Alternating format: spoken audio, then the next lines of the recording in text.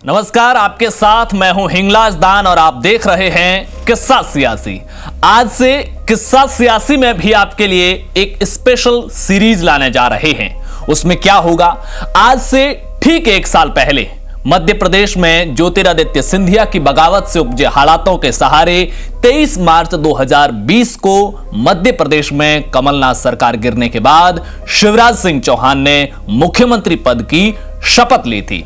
कमलनाथ सरकार में बगावत कैसे हुई, बगावत की रणनीति किसने तैयार की और फिर जो 15-20 दिनों तक पूरा पॉलिटिकल ड्रामा चला, उसकी पूरी कहानी बताएंगे कि कैसे एक कार्यक्रम में बैठे कमलनाथ को फोन पर कोई खबर देता है कि नाराज विधायक दिल्ली में जुट रहे हैं, कैसे कमलनाथ के भेजे लोग जबरदस्ती होटल में घुसते हैं, फिर उन विधायकों को पीछे के रास्ते से निकालकर बेंगलोर ले जाया जाता है। ये जब सब कुछ हो रहा था तब बीजेपी के चाणक्य क्या क्या रणनीति बना रहे थे, राहुल गांधी, सोनिया गांधी, प्रियंका गांधी ने क्या क्या किया था उस वक्त, ये सारी चीजें अगले कुछ वीडियो में जी राजस्थान के किस्सा सियासी विद हिंगलाज दान में आपको बताएंगे। चलिए शुरू करते हैं। दिसंबर 2018 में राजस्थान, एमपी, छत्तीसगढ़ समेत 5 राज्यों में चुनाव हुए, लेकिन चर्चा सबसे ज्यादा राजस्थान और मध्य प्रदेश की हुई। उसकी वजह थी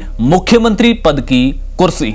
राजस्थान में सचिन पायलट तो मध्य प्रदेश में ज्योतिरादित्य सिंधिया युवा चेहरे के तौर पर मुख्यमंत्री पद की प्रमुख दावेदारों में थे। दिल्ली में लंबी खींचतान के बाद आला कमान ने दोनों राज्यों में युवा चेहरों को खाली हाथ लौटाया। मध्य प्रदेश का मुख्यमंत्री कमलनाथ को बनाया। कमलनाथ 9 बार से लगातार छिंदवाड़ा से सांसद थे। संजय गांधी और राजीव गांधी के दौर में वो गांधी परिवार के बेहद करीबियों में गिने जाते थे और 2018 चुनाव के वक्त मध्य प्रदेश कांग्रेस के प्रदेश अध्यक्ष थे। कमलनाथ मुख्यमंत्री बने और मध्य प्रदेश की राजनीति में कांग्रेस के 3 पावर सेंटर बने। एक खुद कमलनाथ, जिनके पास मुख्यमंत्री का पद भी था और कांग्रेस प्रदेश अध्यक्ष का पद भी था। दूसरे ज्योतिरादित्य सिंधिया और तीसरे दिग्विजय सिंह। दिग्विजय सिंह खुद 1993 से 2003 तक यानी करीब 10 सालों तक मध्य प्रदेश के मुख्यमंत्री रह चुके थे। अब एक चीज और समझिए, राजनीति में 2 तरह की लड़ाइयां होती हैं। एक किसी एक पार्टी के नेताओं की दूसरी पार्टी के नेताओं से अपनी पार्टी को मजबूत करने की कोशिश होती है, अपनी पार्टी की सरकार बनाने की कोशिश होती है और होनी भी चाहिए। लेकिन एक और लड़ाई होती है अपनी ही पार्टी में वर्चस्व की लड़ाई।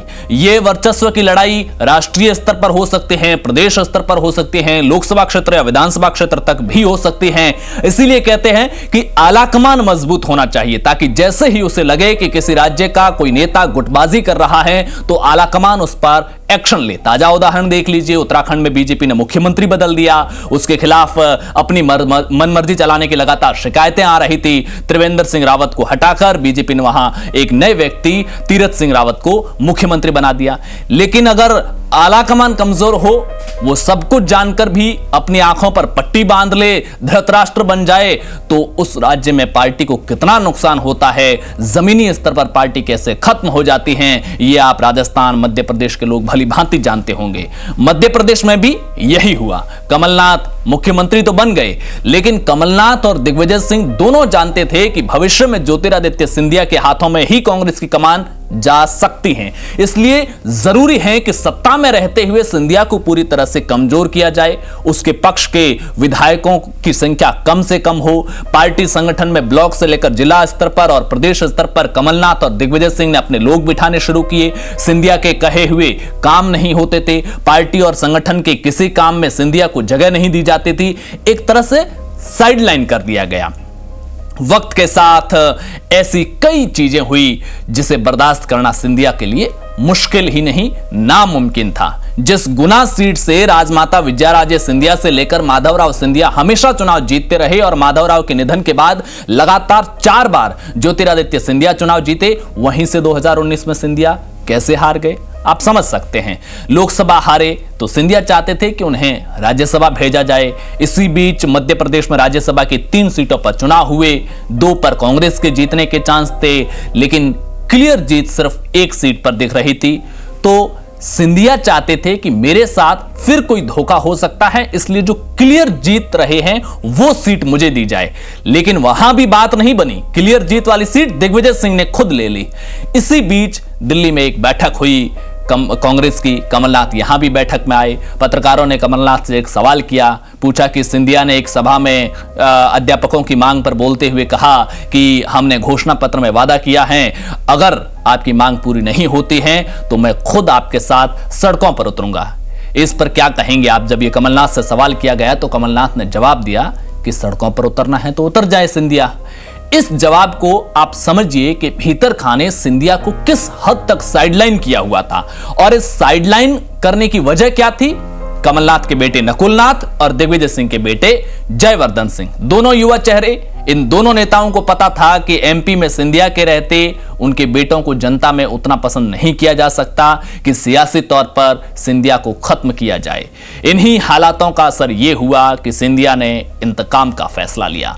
और सच तो यह है कि बीजेपी खुद भी चाहती थी, लंबे समय से बीजेपी इस कोशिश में थी कि कांग्रेस की बगिया के इस हरे भरे पौधे को तोड़कर अपनी बगिया में लगाया जाए। और कहते हैं कि बीजेपी ने सिंधिया के साथ बातचीत का जिम्मा जफर इस्लाम को दिया। इसकी वजह यह थी कि जफर इस्लाम और सिंधिया दोनों एमपी के रहने वाले थे, दोनों के बीच अच्छी दोस्ती थी और सिंधिया जब भी दिल्ली आते तो जफर इस्लाम से मिलने जरूर जाते। यही वजह थी कि बीजेपी के चाणक्य ने इसकी जिम्मेदारी जफर इस्लाम को दी, ताकि जफर इस्लाम और सिंधिया की मुलाकातों पर किसी को शक न हो। सियासी जमीन तैयार करने में वक्त लगता है, करीब 6 महीने तक दोनों के बीच बातचीत शुरू हुई और मार्च 2020 में वो वक्त आ गया जिसकी तैयारी पिछले कई महीनों से चल रही थी। लेकिन इस तैयारी की चंद लोगों के अलावा किसी को भनक तक नहीं थी। 3 मार्च 2020 इस दिन कमलनाथ मध्य प्रदेश के जबलपुर में थे, एक धार्मिक कार्यक्रम में शामिल होने गए थे। उनका सुरक्षा गार्ड जिसका नाम मुकेश जाट उन्हें बार बार फोन लाकर दे रहा था, बार बार फोन आ रहे थे। जो कुछ सुनते कमलनाथ के चेहरे पर चिंता बढ़ती जा रही थी। इसी कार्यक्रम में कांग्रेस के सांसद विवेक तन्खा भी थे। कमलनाथ ने विवेक तन्खा से कहा, हालात ठीक नहीं हैं, ये क्या हो रहा है? तुम कल ही दिल्ली जाओ और सिंधिया से बात करो। अपने कुछ विधायकों के दिल्ली में इकट्ठा होने की खबर मिल रही है, कुछ गड़बड़ लग रहा है। विवेक तन्खा को इसलिए कहा क्योंकि विवेक तन्खा सिंधिया और कमलनाथ दोनों के अच्छे दोस्त थे। इधर दिग्विजय सिंह ने भी दिल्ली में एक ट्वीट किया, कहा कि बीजेपी एमपी में सपा और बसपा के विधायकों को दिल्ली ला रही है और नाम लेकर कहा कि बीजेपी नेता भूपेंद्र सिंह बसपा विधायक रमाबाई को चार्टर विमान से दिल्ली ले आए हैं। इससे एक दिन पहले दिग्विजय सिंह ने दिल्ली में संसद में प्रेस कॉन्फ्रेंस करके भी आरोप लगाए थे कि बीजेपी हमारे विधायकों को खरीद रही है, 25 से 35 करोड़ रुपए ऑफर किए जा रहे हैं। इसके जवाब में बीजेपी नेताओं ने कहा कि कुछ नहीं है, कमलनाथ को डराने के लिए, ब्लैकमेल करने के लिए दिग्विजय सिंह ऐसे बयान दे रहे हैं। दिग्विजय सिंह ने साथ में यह भी कहा कि सवाल पूछा कि क्या बीजेपी नेता भूपेंद्र सिंह हमारी बसपा की विधायक रामबाई को चार्टर विमान से लेकर दिल्ली नहीं आ रहे हैं? असल में बीजेपी की यही वो गलती थी जिसने बीजेपी का प्लान ए चौपट कर दिया। वरना प्लान ए तो यही था कि 12 विधायकों को दिल्ली में इकट्ठा किया जाए, 3 मार्च की रात बीजेपी नेताओं से इन सब की मुलाकात करवाई जाए और 4 तारीख को ये सभी सिंधिया के साथ बीजेपी ज्वाइन करेंगे और कमलनाथ सरकार अल्पमत में आ गई। खैर, बसपा और सपा के विधायकों की खोज शुरू हुई और साथ में तलाश हुई बीजेपी के पूर्व मंत्री भूपेंद्र सिंह के, लेकिन सबके फोन बंद आ रहे थे। कहां थे वो विधायक? दिल्ली में किस जगह पर थे? किस होटल में ठहरे हुए थे? कांग्रेस के लोगों ने वहां तक पहुंचने के लिए क्या किया? और उस वक्त सिंधिया कहां थे, क्या कर रहे थे और इससे आगे का खेल कैसे हुआ?